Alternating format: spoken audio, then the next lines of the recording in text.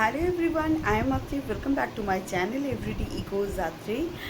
আজকে আরেকটা informative blog নিয়ে আমি এসেছি, সেটাও ক্লাউড কিচেনের ওপরে। একটা দারুণ কোয়েশ্চেন পেয়েছিলাম, একটা কমেন্টস পেয়েছিলাম, যেটা আমাকে সত্যিকারের খুব ভালো লেগেছে এবং আমি সেটার ওপর কোনোদিন কথা বলিনি, এটাও ঠিক।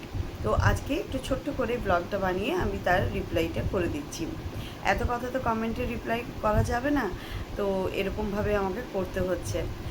তো কমেন্টটা ছিল ক্লাউড কিচেন ভার্সেস রেস্টুরেন্ট। খুব মানে রিয়েলিটি একটা চেক, দারুণ জিনিস আমাকে ছুঁড়ে দিয়েছে যিনি কমেন্ট করেছিলেন, ক্লাউড কিচেন ভার্সেস রেস্টুরেন্ট। তো এটা সম্বন্ধে আমি খুব হালকা উপর থেকে বলে গিয়েছিলাম, কিন্তু ওভাবে আমি কোনো দিন বলিনি, আজকে বলছি। তো আজকাল খাবারের জগতে বা খাবারের ব্যবসার জগতে একটা নতুন নাম খুব শোনা যাচ্ছে, সেটার নাম হচ্ছে ক্লাউড কিচেন।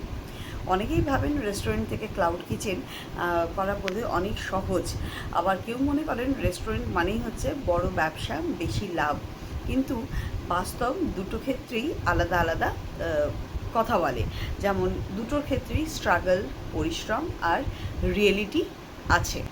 কিছু মানুষ এটা মনে করেন কি যে ক্লাউড কিচেন মানে হচ্ছে কি একটা ছোটোখাটো ব্যাপার, খুব ইজি টাইপের ব্যাপার এই ধরনের, আর রেস্টুরেন্ট মানে একটা হাইফাই ভীষণ স্ট্যান্ডার্ড এরকম টাইপের।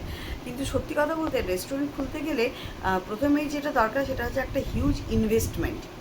তার সাথে সাথে থাকবে সুন্দর interior, ambience, decoration, staff, electricity, licence বিনা তো রেস্টুরেন্ট খুলতেই পারবেন না। সব মিলিয়ে শুরুতেই লাগবে একটা হিউজ টাকার খরচ, অনেক টাকার খরচ। তাই শুধু তাই নয়, প্রতি মাসে হচ্ছে কি যে রেন্ট দেওয়া, ইলেকট্রিসিটি বিল, এমপ্লয়িজদের স্যালারি, তো সব কিছু মেনটেন করা একটা অনেক বড় দায়িত্ব। আর কিন্তু এর থেকে ভালো দিক হলো, আরেকটা ভালো দিক হলো মানুষ সেখানে বসে খেতে পারে, এটাই হচ্ছে কি যে ফারাক। আর কিন্তু সেরকম কিছু ফারাক আমি দেখতে পাই না। আর অ্যাম্বিয়েন্স এনজয় করতে পারে, এটা আরেকটা ব্যাপার। আর ফ্যামিলিকে নিয়ে টাইম স্পেন্ড করতে পারে। এইটুকুই হচ্ছে কি যে ডিফারেন্স রয়েছে ক্লাউড কিচেন আর রেস্টুরেন্টের মধ্যে। অন্যদিকে ক্লাউড কিচেনটা কী হয়, ক্লাউড কিচেনের কনসেপ্ট কী হয়? ক্লাউড কিচেনের কনসেপ্ট হচ্ছে একটু আলাদা। হ্যাঁ, এখানে কোনো ডাইনের ফেসিলিটি থাকে না, ডাইনিং ফেসিলিটি থাকবে না, পুরো বিজনেসটাই হবে অনলাইন ডেলিভারির মাধ্যমে। আর এর উপর অনলাইন ডেলিভারির উপরই নির্ভর করবে। তাই প্রথম দিকেই ইনভেস্টমেন্ট তুলনামূলক কম লাগবে, আর বাড়ি থেকেও এটা শুরু করা যায়। আর যে 100 টাকা কি 200 টাকার যে ফুড লাইসেন্স হয় সেটা নিয়েও হচ্ছে কি যে আপনারা শুরু করতে পারবেন। অ্যাবাউট দ্য ফুড লাইসেন্স আমি অলরেডি একটা ব্লগে বলে দিয়েছি, আপনারা জানেন, ঠিক আছে, ফুড লাইসেন্সটা ব্যাপারে।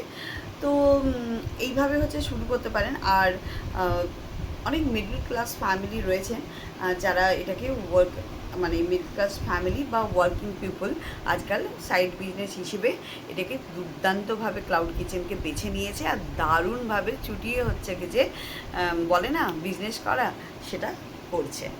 আচ্ছা, এবার বলি, যারা ভাবছেন ক্লাউড কিচেন হচ্ছে খুব ইজি টাইপের, ইজি গোয়িং কাজ, মানে বাস ওকে ওকে করলেই হয়ে যাবে, শুনুন, ক্লাউড কিচেন এত ইজি গোয়িং টাইপের কাজ নয়। হ্যাঁ, তাদের জন্য রিয়েলিটি চেক আছে, ঠিক আছে।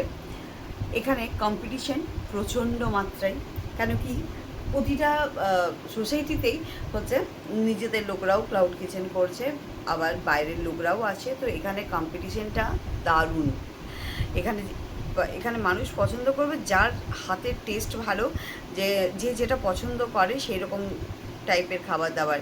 তো এটা হাতের টেস্টের উপরে ডিপেন্ড করেই ব্যবসাটা কিন্তু চলবে।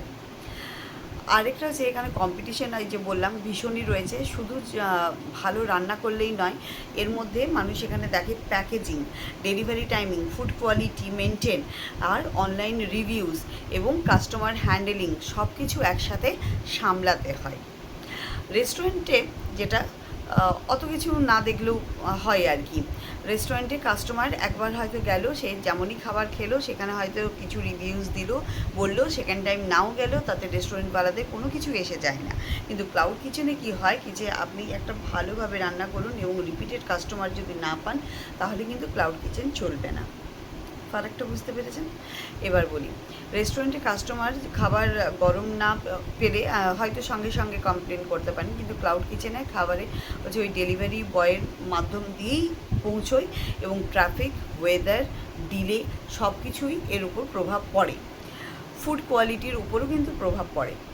আর অনেক সময় খাবার খুব ভালো বানিয়ে ডেলিভারি করলেও ডেলিভারি থেকে ইস্যু আসে, ব্যাড রিভিউজ চলে আসে, সেগুলোর উপরে নজর রেখেই করতে হয়। তো ক্লাউড কিচেন মানে এতটা ইজি ব্যাপার নয়, অনেক কিছু জিনিস মাথায় রেখে আর কাজ করতে হয়।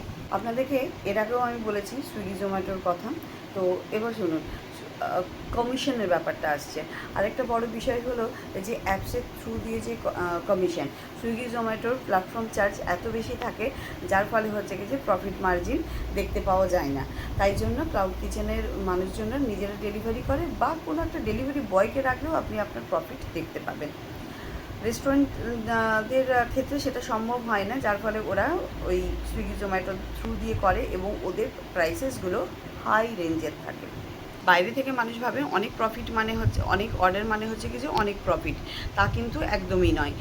তার মধ্যে হচ্ছে ইনগ্রিডিয়েন্ট কস্ট রয়েছে, packaging, gas, electricity, delivery charge, সব কিছু হচ্ছে কি যে দেখতে হয়, দেখেই তবে গিয়ে হচ্ছে আমরা এই ক্লাউড কিচেনটা করতে পারি। কিন্তু তবু আমি বলবো এত কিছুর পরেও আপনারা প্রফিট দেখতে পাবেন। আচ্ছা, তবে একটা জিনিস বলি, বিজনেসের ক্ষেত্রেই কমন ব্যাপার যেটা, সেটা হচ্ছে হার্ডওয়ার্ক।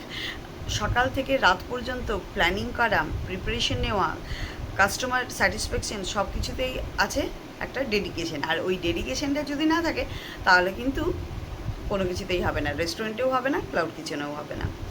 আমার মানে আমার ব্যক্তিগতভাবে মনে হয় ক্লাউড কিচেন শুধু একটা বিজনেস নয়, এটা প্যাশন আর পেশেন্স, এই দুটোরই একটা সুন্দর জার্নি। নিজের হাতে রান্না করে মানুষকে খাওয়ানোর মধ্যে একটা আলাদাই আনন্দ আছে, আর তারপরে যখন ওই রিভিউসগুলো পাওয়া যায় অসাধারণ লাগে। সত্যি কথা বলতে প্রফিটের থেকেও বড় বলেই মনে হয়।